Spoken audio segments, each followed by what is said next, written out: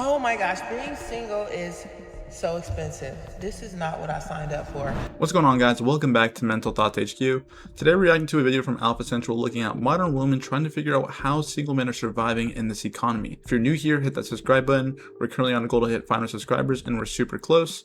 Anyways, let's get right into this video. Single tax is so real. Like, I'm genuinely, I would move my parents into my house right now. This video was made for strictly artistic and comedic reasons only. No harm or offense is intended upon anyone featured or shown in this video. Why does it feel like I'm being punished for being single? Living on my own and paying for rent myself is one thing, but adding unemployment on top of that, it's been incredibly stressful. It's not just the financial pressure, it's the emotional weight of carrying everything myself. There's no one to split the rent with, no one to tag in on the bills when things get tight, and no one to reassure me when my savings drop lower than I'd like to admit. And it hits the hardest at night, when I'm lying there wondering how I'm gonna piece it all together again. And it's just me and my overthinking brain all night. Alright, so the single life does get expensive pretty fast, and there's actually nothing delusional about just being stressed and honest about it. And I know, being in a relationship, it does help in terms of splitting the expenses, but if you are on your own, it is what it is. My whole little boring life, my cute little clothes, my OOTD clothes, my favorite lippies is all packed up in my little Mazda.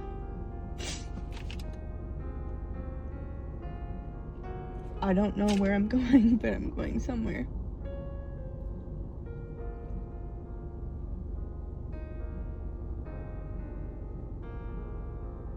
I work from home. I don't have anywhere to work from home now. Yeah, so this one's genuinely rough too, because it's like everything she's owned is packed in a car and she has no place to work from anymore. But the question is, what did she do to get to this situation where she pretty much has moved out of her boyfriend's home, or whoever's home it was, and now she's single without a home? Hey, y'all women, speak for yourselves when y'all say y'all don't. Because, baby, I need a man. I don't want to be independent. Yeah, she's pretty much just telling other women to speak for themselves because she's saying it plainly. She wants a man and doesn't want to be independent, and there's no shame in knowing what you want. Times when you don't want to be living alone. 2 times you don't want to be living alone is when rent is due. That every single month I go through that. I should get a boyfriend. Then I can split rent. 2nd time is when you're sick. I would die right now for someone to bring me chicken noodle soup and a Gatorade. Like, I just have to go get up and do those things for myself, which I just want a little empathy. Yeah, so rent day and a sick day, that's when single life definitely does hit the hardest, and honestly, that's fair. Everyone has probably felt this or is going to feel it at some point, and the only thing is, I should get a boyfriend so I can split rent. That kind of turns a partner into a utility bill. People don't know, but I've been homeless for the past year after I broke up with my ex. I was living with my mom, I had my bed there, so I'm so grateful for that. But I had all my stuff in a storage unit. All my stuff here. Clothes, shoes, purses, stuff, more stuff, more stuff. Even a TV, little duende, suitcases, everything. It makes me a little emotional, of course, seeing all of these, because that means that I trusted a man, and of course, I end up like this. I'm not doing that no more. Alright, so she's emotional going through her stored belongings after a breakup that left her homeless for an entire year. But the hard part is that she frames it as, that's what I get for trusting a man, when the breakup and the housing situation aren't really the same story. Now, the pain is real, but the blame's pointed in a direction that doesn't really fit. Oh my gosh, being single is so expensive. This is not what I signed up for.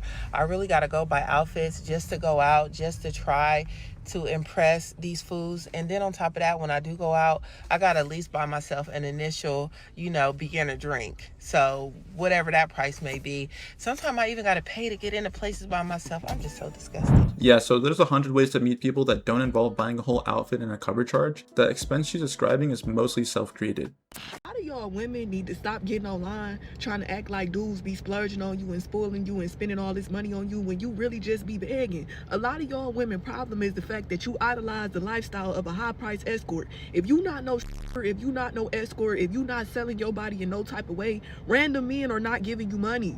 Please get a grip. Yeah, this woman's just keeping it real, and all of her points are really hitting.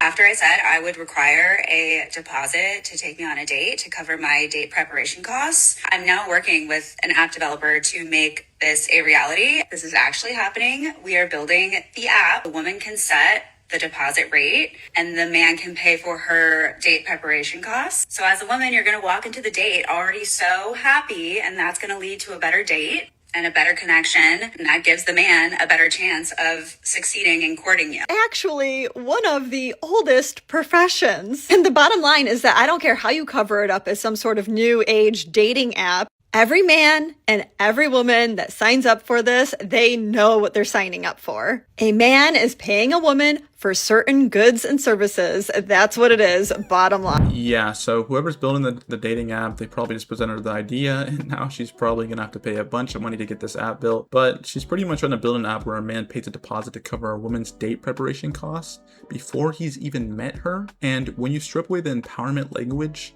that's just charging a man upfront for your time, getting ready for a date is part of dating, and it's not an actual bill you invoice him for.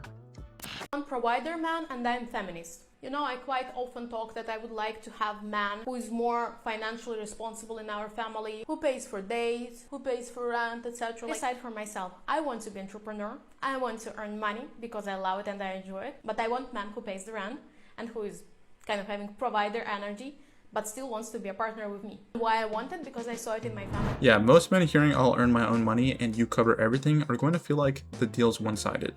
It looks like being single currently is the worst thing you can be in 2024 from the financial standpoint. I've just seen a data stating that the average single person spends over £800 a month more on housing, bills, and food in comparison to people who are in relationships. Definitely way more comfortable and way more realistic for you to rent the apartment or even a house with your significant other than by yourself. I've thought about it multiple times, how much money I would be able to save up if I didn't live on my own, if I was splitting rent and bills with someone else. I literally feel like I'm not only being punished by my own loneliness for not having someone in my life, but I am also very much punished by the economy and my financial situation all the time for having to do all of it by myself. I feel this pressure on me recently to literally find a partner because of financial reasons, not because I want to fall in love and be with someone, but because I want to afford things and I can't afford them. Okay, so she is citing real numbers in terms of how it is being a single person trying to manage all the bills, but at the same time, couldn't you just get a roommate instead of having to get it into a real relationship? Girl is so expensive, especially right now in this generation, because all the girls in their teens are getting their nails done, their lashes done, their hair is perfectly dyed. Literally, we gotta keep up and make sure that we're on point in order to just look presentable. I never want to hear about no Dusty saying that women should go 50-50. Because I literally, being a woman is so much hard work. I literally spent the whole day since 11:30. I got my hair done, my nails and toes done, my lashes done. It is freaking 8 p.m. right now. Can y'all believe this?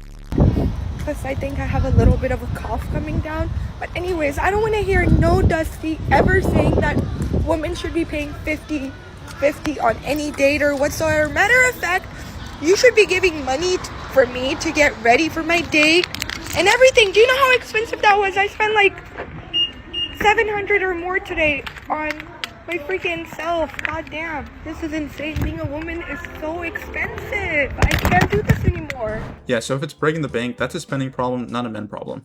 Single income, no kids. How y'all doing? Sinks. And that's perfect because that's what I feel like I'm doing right now is sinking in this economy. I cannot buy a house. I don't know that I'll ever be able to buy a house.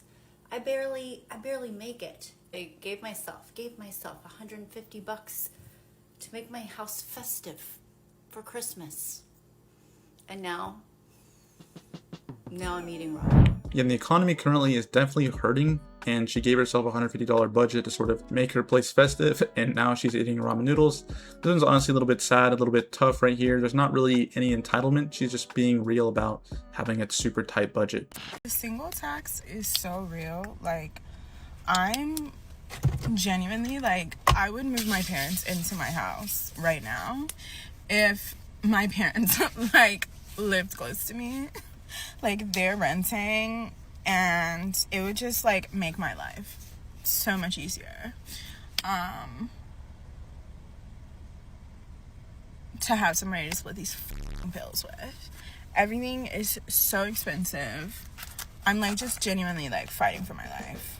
Yeah, sharing costs with a family you can trust is real, and it's definitely a grown solution, and she's looking at it the right way here. In college, I dated a very traditional Christian man who asked me at one point, how do you feel about after you graduated, we just immediately got married and you were a stay-at-home wife and you didn't have to work? I was honestly offended by that question because I was so passionate about this thing that I was getting a degree in that I was just so eager to enter the workforce and do this thing that I loved and get money for it. Fast forward to today, I've graduated, we broke up, I'm now working in the profession of the thing that I got a degree in, and I changed my mind. I changed my mind, I know. I don't want to do it anymore, I'm done.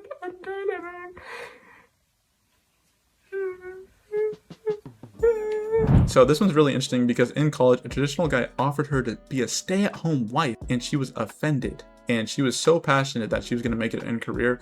And then fast forward, she's in that career now, they broke up, and she realized she doesn't even want it anymore. So it's been a minute since I've had an actual fucking crash out, and I've never had one on here, so let's fucking go. Because what in the actual dude? How do they expect people to make it anymore? Like, how? How do they expect people to make it? I wake up every morning, go to a job that's an hour away, work 8 hours, 5 days a week. I work 40 hours a week. I'm a single mom, so I come home and I have to do laundry and dishes and make supper and do homework and showers, and I can't even afford to pay my bills anymore, you guys. I can't. Like, ugh. I don't know what else to do anymore. Like, it's to the point I'm getting ready to take my ex-husband to court for child support. Struggling so bad that I can't even pay my bills. And I work my off every day. And I just don't know how they expect people to make it. Alright, so this clip is pretty genuine and it's a real reaction, so I'm pretty much going to treat it that way. She's a single mom working 40 hours, doing a commute every day, she's doing everything at the home, she can't cover her bills, and that is exhausting and real. And pursuing child support she's owed isn't a scheme, it's just a parent trying to get the support that's supposed to be there. I'm leaving the gym, that's all I do. And my favorite old man, Nick, he's like 80 something, says good morning and whatever, but this time he comes up to me and goes, by the way, are you single? And I got a little wide eye. I was like, Nick, I'm looking for a strapping young lad. He goes, I used to be a strapping young man. I go, yeah, I could see it. He has a mustache. I could see it. So did I give my number to an 80-year-old today? Yes, I did. And you know what? You got to risk it. You got to. I should say you have to. No, gots to. You got to. In this economy. Alright, so she's leaving the gym and an 80-something-year-old man asks if she's single and she actually gives him her number. And her reasoning is that in this economy, you have to risk it. And that's just the part that says something, right? When the dating math gets hard enough that age stops mattering as long as they're stable and they have money, that's not really about connection anymore. If you guys enjoyed watching, make sure to check out these other videos on the left and right, and also make sure to like and subscribe. We're currently on a goal to reach 500 subscribers, and it would mean a lot to us if you could just help us get there. Honestly, thank you guys for watching, and we'll see you in the next one. Peace out.